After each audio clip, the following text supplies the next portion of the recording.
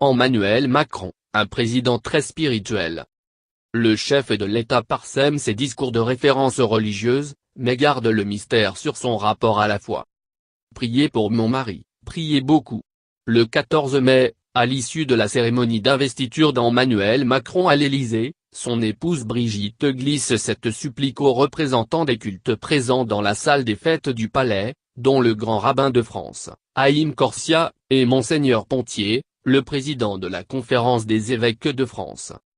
6 mois plus tôt, le 16 novembre 2016, alors qu'il vient d'annoncer sa candidature à la présidentielle depuis un centre d'apprentissage de Bobigny, en Seine-Saint-Denis, le candidat au prénom christique, Emmanuel, Dieu avec nous, rappelle l'Évangile selon Matthieu à propos de cet Immanuel par lequel le prophète Isaïe désigne dans l'Ancien Testament le Messie à venir, choisit d'aller se recueillir sur la tombe des rois de France, en la basilique de Saint-Denis. Emmanuel est habité, s'amuse l'un de ses amis, qui rappelle que le président de la République, issu d'une famille laïque, avait lui-même demandé à se faire baptiser, à 12 ans, avant d'être scolarisé à la Providence, chez les jésuites d'Amiens. Les images et les mots. Habité ?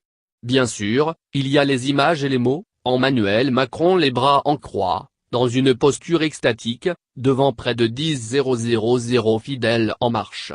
Lors de son meeting à la porte de Versailles, le 10 décembre 2016. Emmanuel Macron, encore ministre de l'économie, invité d'honneur en mai 2016 des fêtes de Jeanne d'Arc à Orléans et qui se compare dans son adresse à la pucelle particulièrement prisée des catholiques. Emmanuel Macron qui, dans le journal du dimanche, en février 2017, assimile la politique à une mystique, expliquant qu'il ne sépare pas Dieu du reste et fait, le lien entre la transcendance et l'immanence.